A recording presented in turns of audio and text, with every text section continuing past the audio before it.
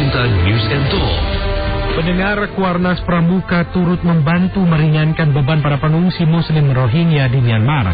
Kuarnas Pramuka memberikan bantuan materi yang diberikan kepada warga Rohingya. Selain bantuan materi, Pramuka juga memberikan bantuan trauma healing untuk anak-anak Rohingya. Bagaimana penjelasan selengkapnya? Kami akan membahasnya bersama anggota Kuarnas Pramuka Andalan Nasional, Bagian Pengabdian Masyarakat dan Siaga Bencana, Kak Eko. Bisa diceritakan ini untuk rekan-rekan dari Pramuka yang turut membantu meringankan beban para pengungsi, tidak hanya secara materi ya, ternyata juga psikis juga turut dibantu, khususnya anak-anak di sana. Penjelasannya Kak Eko. Ya memang kalau dimanapun konflik terjadi, itu pasti kan dampak terhadap anak-anak itu paling besar yang dirasakan. Nah, itu waktu kami berhasil masuk di kamp pengungsian, itu banyak anak-anak yang, ya karena memang kami kamp pengungsian yang nggak ada sekolah, nggak ada aktivitas yang dilakukan tuh, nggak ada, hanya apa ya semuanya serba terbatas lah, Nah, berapa kali kita kunjungin, mereka hanya cuma kumpul, paling ada aktivitas mengaji lah ya. Aktivitas mengaji itu juga sangat terbatas sekali karena memang tidak ada lahan ataupun tempat. Akhirnya berapa kali kami masuk situ, kami berikan sedikit permainan-permainan, terus dengan kami kasih hadiah coklat, kembang gula atau permen atau macam-macam, sehingga mereka lebih sedikit terhibur walaupun hidupnya di pengungsian. Begitu Mas Sultan. Ya Pak, bisa digambarkan juga bagaimana prosesnya Pramuka itu akhirnya bisa masuk ke Myanmar. Karena info yang kami peroleh, bahkan bantuan pun sulit untuk masuk ke sana. Ya, jadi memang ini adalah operasi kemanusiaan kedua ya, dari operasi yang pertama di bulan November pasca konflik yang terjadi di bulan Oktober. Yeah. Saat itu kami mau masuk aja, ibaratnya di kota Yangon aja tertahan sampai hampir 1 minggu. Tidak ada aktivitas yang bisa kita lakukan untuk masuk ke camp yang ada di Rakhine State. Itu di kawasan ibu kota tertahan 1 minggu? Iya, 1 minggu. Untuk kita mau ke Rakhine State kita nggak bisa apa-apa tuh, cuma di hotel aja atau cuma di penginapan ya. Karena apa alasan mereka Pak? Ya kondisinya masih dom daerah operasi militer. Terus daerahnya masih belum aman. Nah terus akhirnya kita coba berkoordinasi dengan pihak KBRI, kita bisa masuk tuh yang di bulan awal November. Terus di Desember, terus kami alhamdulillah bisa berkoordinasi lagi dengan pihak KBRI. Terus KBRI mencoba menjalin hubungan dengan pemerintah Myanmar. Akhirnya kita dikasih waktu cukup banyak dibanding di bulan November. Kita di bulan Desember kita dikasih waktu lumayan banyak, 4 hari. Dikawal juga dengan pihak keamanan. Terus dibantu juga oleh dinas sosial setempat. Akhirnya kita bisa masif tuh besar-besaran. Jadi bukan hanya dari Pramuka. Jadi Pramuka kita langsung gabungan sehingga biar bisa masuk dan bisa banyak bantuan yang kita berikan dari Rumah Zakat, PKPU Indonesia, dari Cinta Sedekah Indonesia, dari Jaringan Sekolah Islam Terpadu Indonesia. Kita gabung masif itu, kita bisa berikan bantuan-bantuan itu untuk beras saja sekitar 37 ton. 37 ton? Iya, kita drop. Tapi sekali lagi itu belum mencukupi ya, karena kita ada ratusan ribu orang di pengungsian itu. Terus kita berhasil juga kirim ikan sebanyak 800 kg ikan kering, 1,6 ton kentang, 1,6 ton bawang, 1.600 liter minyak goreng, 400 potong selimut, dan 400 potong hijab untuk anak-anak dan muslimah. Wah itu mereka begitu ini sekali ya, karena karena mereka ya? Iya, karena konflik yang terjadi, apapun yang ada, saya dengar cerita mereka itu ada yang nggak layaknya orang hidup makan lah ya. Jadi ya ada yang dari hutan cuman apa saya ketemunya, kalau kita Indonesia mungkin bilangnya ikan cerek, kalau ikan kecil yang ada di sungai-sungai aja tuh yang di selokan-selokan, dia sementara makan itu. kita dengarkan keluhan mereka, ya akhirnya kita coba drop.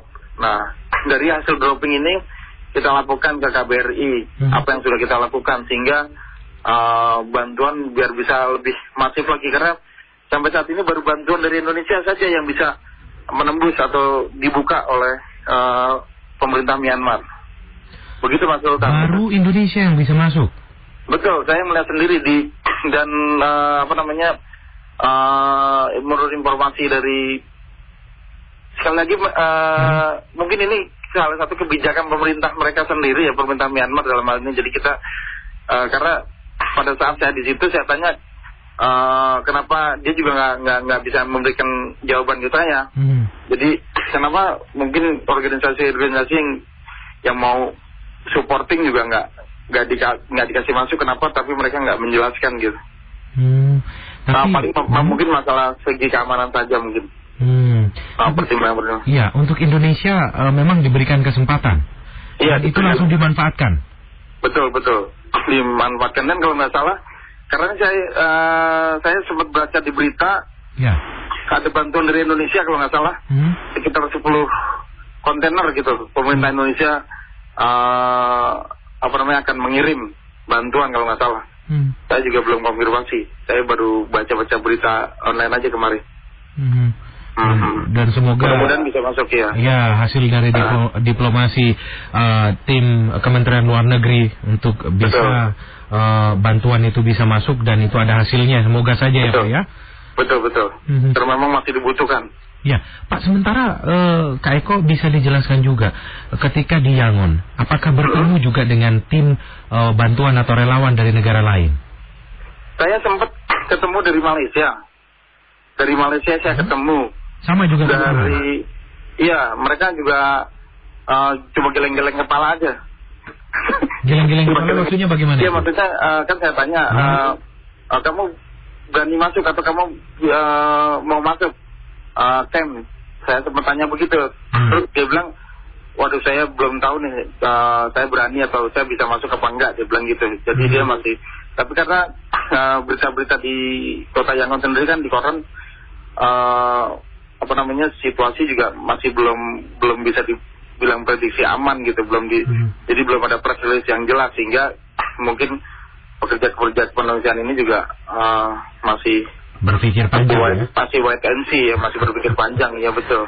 Saya juga ketemu dari Turki juga, saya ketemu juga, dia juga dari UN juga, tapi mereka juga belum ada bisa masuk. Mereka geleng-gelengnya karena masih belum ada kepastian kondisi aman atau tidak. Indonesia sudah berani masuk begitu. Iya, betul. Dia bilang, ini demi kemanusiaan ya pramuka kita ya, bersama relawan yang lain. Bisa disebutkan kembali Pak, selain relawan dari rekan-rekan pramuka, siapa saja Kak? Yang sudah berhasil masuk kemarin kita, alhamdulillah Mas Sultan ya, dari Rumah Zakat itu kita gabung biar jumlahnya bisa banyak, dari PKPU Indonesia, dari Cinta Sedekah, terus dari jaringan sekolah Islam terpadu. Kan luar biasa tuh di Indonesia tuh, berarti luar biasa ya, masyarakat, orang sampai anak-anak sekolah itu mengumpulkan donasi untuk membantu saudara-saudaranya gitu, walaupun itu bukan di negaranya. Di negaranya, apalagi di negaranya ada gempa Aceh, ada banjir bandang di Bima. Saya rasa antusias membantu di Indonesia itu luar biasa. Ini aja di luar negeri aja sampai dari jaringan sekolah tuh ngumpulin kan. Ya. Ini Kak Eko baru saja tiba ya di Jakarta ya? Iya betul, saya baru tiba. Ini kami ulangi sekali, Pramuka, kemudian PKPU, Jaringan Sekolah Islam Terpadu, Rumah Zakat, dan Gemar dan Cinta Sedekah. Oh, Cinta Sedekah, mohon maaf. Iya. Ini mengirimkan bantuan, dan mungkin untuk di pembantuan dari pemerintah akan tiba pada waktu tertentu mungkin ya, karena melalui proses yang lama ya. Iya, karena kan banyak tuh, pemerintah kirim kalau nggak salah 10 kontainer, Mas Sultan. Iya, Kak Eko bisa diceritakan trauma healing yang diberikan, sedemikian parahkah kondisinya anak-anak di sana? Aduh, saya agak anak-anaknya ini memang kalau bicara anak-anak di sana ya, waduh, memang mereka nggak ada pendidikan, no sanitation, no water, jadi ya mohon maaf, buang air besar, air kecil tuh di mana-mana, di jalan-jalan, karena nggak ada toilet. Makanan juga, saya ngeliat tuh banyak yang gizi buruk ya. Di antara mereka banyak yang mengalami gizi buruk? Gizi buruk dari bulan Oktober konflik sampai sekarang Desember, berarti kan sudah 3 bulan. Ya. Mereka susah makan begitu? Iya, tulang-tulang di dada, perut yang pada buncit juga, aduh. Banyak yang luka-luka juga, luka-luka ya.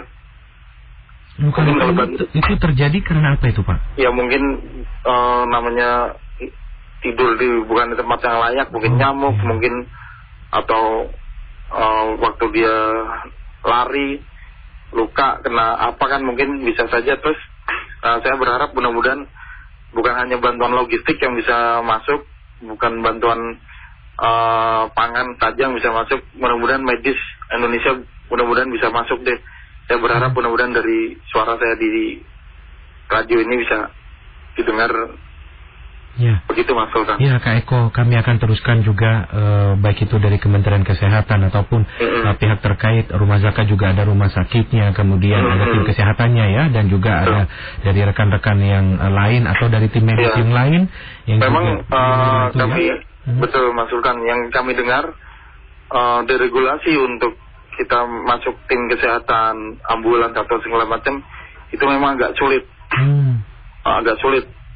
Kementerian Kesehatannya. Mudah-mudahan G2G melalui pemerintah, mudah-mudahan suara saya ini bisa didengar sehingga kita bukan hanya membantu dari segi logistik dan segala macam, kita bisa bantu dari segi kesehatan. Mudah-mudahan saya rasa banyak rekan-rekan dokter atau rekan-rekan medis yang mendengar ini pasti akan turut bisa bantu ke sana gitu. Baik. Terima kasih Kak Eko telah bersama kami, dan terima kasih juga kepada rekan-rekan Pramuka, PKPU, Jaringan Sekolah Islam Terpadu, Rumah Zakat dan Cinta Sedekah ya. Dan kemudian sumbangan-sumbangan yang lainnya dari Indonesia dan masih baru Indonesia yang bisa masuk ya, selain Malaysia dan Turki. Terima kasih. Yang lain juga belum bisa masuk kok. Ya, semoga ini Menteri Luar Negeri Retno Marsudi juga berusaha untuk kembali menuju ke Myanmar agar bisa mungkin ya bantuan yang 10 kontainer itu bisa masuk langsung ke Myanmar, khususnya ke kawasan Rohingya.